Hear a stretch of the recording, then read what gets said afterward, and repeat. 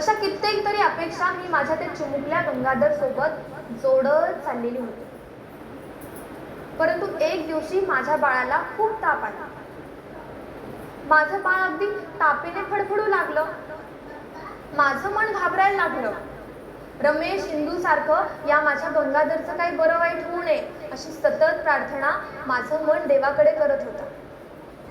पण माझ्या बाळाची तापच काय कमी होईना. तुम्ही घरगुती उपाय म्हणता ना, मी सगळे घरगुती उपाय करण्याचा प्रयत्न केला. अगदी थंडगार पाण्याच्या पट्ट्या सुद्धा लावल्या. पण माझ्या बाळाची ताप काय थांबेना. ती वरचेवर वाढतच चालली. आता काय करणार.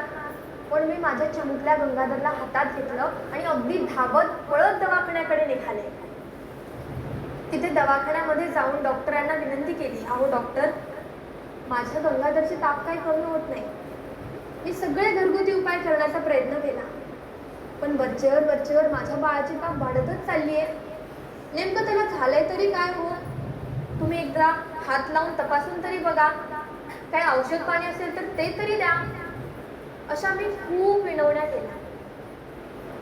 पण तो डॉक्टर काय म्हणाला माहिती. तो डॉक्टर म्हणाला, रमा, मागील बाकी भरल्याशिवाय गंगाधरवर काही इलाज करता येणार नाही. बाळांनो, तापेनं फडफडत असणाऱ्या माझ्या गंगाधरला रस्त्यावर घेऊन बसलेले होते हो. केवळ माझ्या गरिबी